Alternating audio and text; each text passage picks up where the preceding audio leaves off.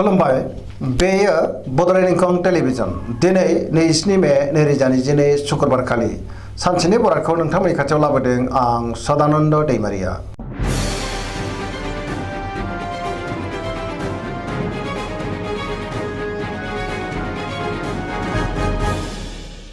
सिगां फरायनो लादों मेष राशि गिबि हांखो अ ल दिनैनि साना जोबोद मोजां पजिटिभ एनार्जिनि गोहोम गोग्लैगोन जेरावबो गोजोनै थानो हागोन गोजोन आरो गाहाम थासारिखौ दिनै मोननो हागोन मावनो लानाय खामानिखौ थि समावनो आरो गोरलैयैनो मावफुंनोबो हागोन गोसोखौ दिनै जोबोद गोजोननाय मोनगोन देहायाबो मोजाङै थागोन बहानिफ्रायबा मोजां खौरां फैनो हागौ रांखावरियाव दिनै जोबोद मोजां गोबां धोन आरजिनो हागोन बेफार फालांगियावबो जोबोद मोजां मुलाम्फा मोननो हागोन सोरबा लोगोनि हेफाजाबखौ मोननो हागोन न'खरावबो दिनै अननानै फैगोन बिमा बिफानि अननाय आरो बोरखौबो दिनै मोननो हागोन बहाबा थांनांगौब्ला दिनै जोबोद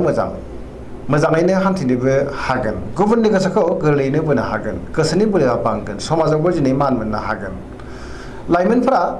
जोबोर रमान्टिक जागोन आरो बहानिफ्रायबा मोजां खौरां फैनोबो हागौ फरायसाफ्रा दिनै फरायनायाव गोसो दुंखांगोन आरो मोजां फिथाइ मोननोबो हागोन।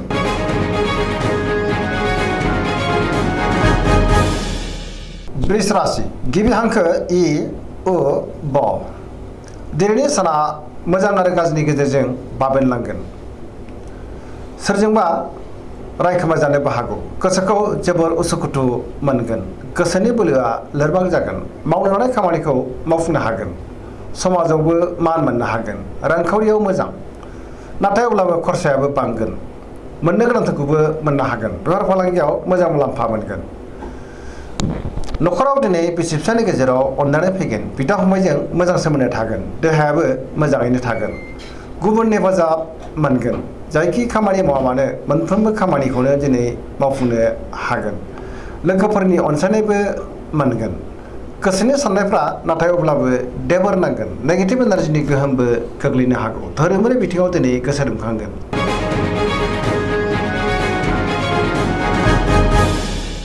मिथुन राशि गिबि हांखो ख स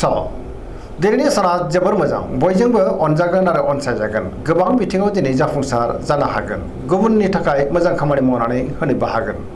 गोसोखौ दिनै जोबोर गोजोननायबो मोनगोन गोसोआ जोबोर खुसि जागोन देहायाबो मोजाङै थागोन रांखावरियाव दिनै जोबोर मोजां होनजायो आयआ बांगोन बेफार फालांगियाव मोजां मुलाम्फा मोनगोन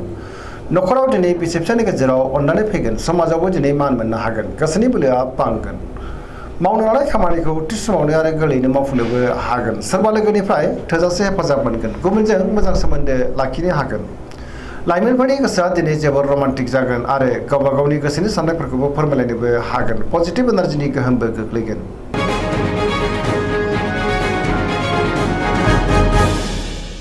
कर्कट राशि गिबि हांखो ड ह दिनैनि साना मोजां आरो गाज्रिनि गेजेरजों बाबेनलांगोन गोसोखौ दिनै जोबोर उसुखुथु मोनगोन गोजोननि आंखाल जानोबो हागौ सोरबा लोगोनिफ्राय हरखाबै गाज्रि खौरांबो फैनो हागौ गोसोनि साननायफ्रा देबर नांगोन गोसोआव नेगेटिभ साननाय फैगोन मावनो लानाय खामानिखौ मावफुंनो हागोन नाथाय अब्लाबो गोब्राबै मावनांगोन रांखावरियाव मोजां बेफार फालांगियावबो मोजां होनजायो न'खराव दिनै अनलायनाय फैगोन देहाया मोजाङै थागोन गोसोआ दिनै दरसि जागोन गुबुननि हेफाजाब मोननो गोब्राब जागोन न'खराव अननानै फैगोन समाजावबो मान मोननो हागोन लाइमोनफोरनि गोसोआ दिनै जोबोर आला खाला जागोन धोरोमारि बिथिङाव गोसो दुंखांगोन।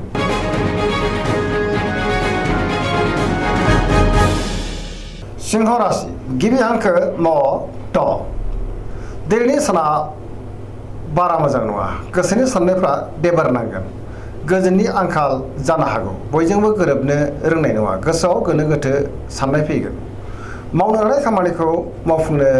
हागोन नाथाय अब्लाबो गोब्राबै मावनांगोन सोरबा लोगोनिफ्राय हरखाबै गाज्रि खौरांबो फैनो हागौ बहाबा थाङोब्ला जोबोर मोजां आरो हान्थिनोबो हागोन रांखावरियाव मोजां नाथाय अब्लाबो खरसायाबो बांगोन मोननो गोनांखौ दिनै मोननो हागोन बेफार फालांगियाव मोजां होनजायो गोसोनि साननायखौ दिनै गुबुननो फोरमायनो हागोन न'खराव बिसि फिसायनि गेजेराव अनलायनाय फैगोन गुबुननि गोसोखौ नाथाय अब्लाबो बोनो गोब्राब जागोन देहाया मोजाङै थागोन अब्लाबो नाथाय जानाय लोंनायाव सांग्रां जानांगोन नेगेटिभ एनार्जिनि गोहोमबो गोग्लैनो हागौ।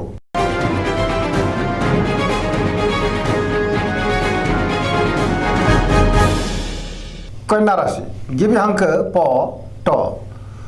दिनैनि साना जोबोर मोजां गोसोनि बोलोआ बांगोन गोसोआव पजिटिभ साननाय फैगोन गोथों आरो गोग्गो साननो रोंगोन गियाननि आंखाल जानाय नङा मोनफ्रोमबो बिथिङावनो दिनै सांग्रां जानो रोंगोन रांखावरियाव दिनै जोबोर मोजां बेफार फालांगियावबो जोबोर मोजां मुलाम्फा मोनगोन आयाबो बांगोन देहाया दिनै मोजाङैनो थागोन गोबां मुंदांखा सुबुंजों दिनै लोगो मोनज्लायनो हागौ न'खरावबो अनलायनाय फैगोन बिसि फिसायनि गेजेराव मोजां सोमोन्दो थागोन गोबां खामानियाव मुखुबबो थागोन सोरजोंबा बाख्नाय जानोबो हागौ गोसोखौ दिनै जोबोर गोजोननाय मोनगोन पजिटिभ एनार्जिनि गोहोमबो गोग्लैगोन गुबुननि थाखाय दिनै गोबां मोजां खामानि मावनानै होनोबो हागोन लाइमोनफोरा जोबोर रमान्टिक जागोन आरो गावबा गावनि गोसोनि साननायफोरखौबो फोरमायलायनोबो हागोन।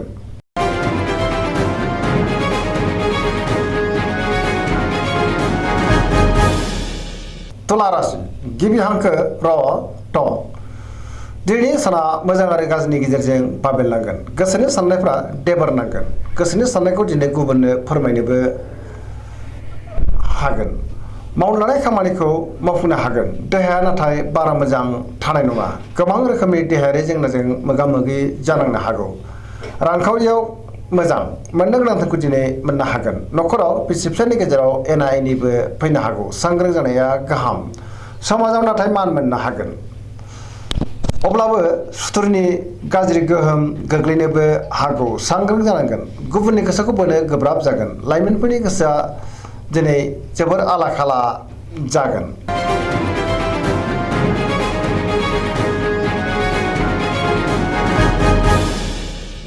वृश्चिक राशि गिबि हांखो न स दिनैनि साना जोबोर मोजां सिगांनि बबेबा जेंनाफोरा दिनै सुस्रां जागोन गोसोखौ जोबोर गोजोननायबो मोनगोन समाजाव लोगो लेवा बांगोन सोरबा गोजाम लोगोजों बहाबा लोगो मोनज्लायनोबो हागौ गोसोआव गोग्गो आरो गोथों साननाय फैगोन मावनो लानाय खामानिखौ थि समावनो आरो गोरलैयैनो मावफुंनोबो हागोन गुबुनजों मोजां सोमोन्दो लाखिनो रोंगोन बहानिफ्रायबा मोजां खौरां फैनोबो हागौ गोसोनि साननायफ्रा जाफुंगोन गोसोनि बोलोआबो बांगोन समाजावबो दिनै मान मोननो हागोन न'खराव अनलायनाय फैगोन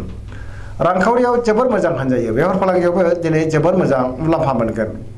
गोबां मुंदांखा सुबुंजों लोगो मोनज्लायनो हागौ गुबुननि हेफाजाबखौबो मोननो हागोन फरायसाफ्रा दिनै फरायनायाव गोसो दुंखांगोन आरो मोजां फिथाइ मोनगोन लाइमोनफोरनि गोसोआ दिनै जोबोर रमान्टिक जागोन आरो गावबा गावनि गोसोनि साननायखौबो फोरमायलायनोबो हागोन।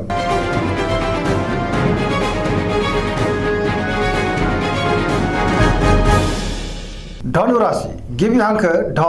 फ भ दिनैनि साना जोबोर मोजां अब्लाबो नाथाय माखौबा साननानै गोसोआव हरखाबै गाबखांनाय फैनो हागौ गोसोआव गोग्गो आरो गोथों साननाय फैगोन मावनो लानाय खामानिखौ थि समावनो मावफुंनो हागोन गोसोनि साननायफ्राबो जाफुंगोन रांखावरियाव मोजां अब्लाबो नाथाय खरसाया बांनो हागौ मोननो गोनांफोरखौ मोननो हागोन बेफार फालांगियाव दिनै जोबोर मोजां मुलाम्फा मोनगोन समाजावबो मान मोननो हागोन देहाया दिनै मोजाङै थागोन न'खराव बिसि फिसानि गेजेराव अनलायनाय फैगोन बिदा फंबायनि हेफाजाबखौबो मोननो हागोन बहानिफ्रायबा मोजां खौरां फैनोबो हागौ लाइमोनफोरनि गोसोआ दिनै जोबोर रमान्टिक जागोन आरो गावबा गावनि गोसोनि साननायफोरखौबो फोरमायलायनो हागोन पजिटिभ एनार्जिनि गोहोमबो गोग्लैगोन।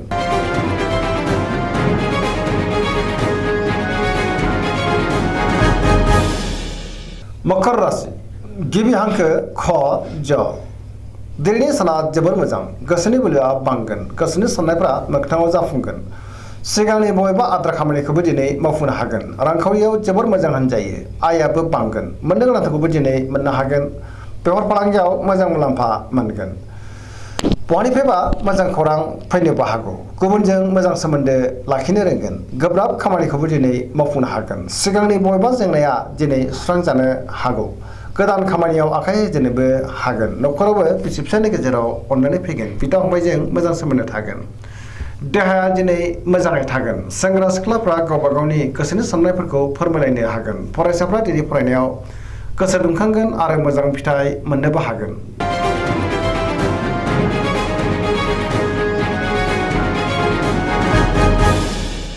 कुम्भ राशि गिबि हांखो ग स दिनैनि साना जोबोर मोजां गोसोआव पजिटिभ साननाय फैगोन गोसोखौ दिनै जोबोर गोजोननायबो मोनगोन मावनो लानाय खामानिखौ थि समावनो आरो गोरलैयैनो मावफुंनो हागोन बहानिफ्रायबा दिनै मोजां खौरां फैनोबो हागौ समाजाव मान मोनगोन गोबां मुंदांखा सुबुंजों दिनै लोगो मोनज्लायनो हागौ रांखावरियाव जोबोर मोजां देहायाबो मोजाङैनो थागोन न'खराव बिसि फिसायनि गेजेराव अननानै फैगोन बिदा फंबायजों मोजां सोमोन्दो थागोन बिमा बिफानि अननाय आरो बोरखौ मोननो हागोन गुबुननि हेफाजाबखौ मोनगोन बहाबा थांनांगौब्ला दिनै जोबोर मोजां आरो मोजाङैनो हान्थिनोबो हागोन पजिटिभ एनार्जिनि गोहोमबो गोग्लैगोन लाइमोनफोरा जोबोर रमान्टिक जागोन आरो गावबा गावनि गोसोनि साननायफोरखौ फोरमायलायनोबो हागोन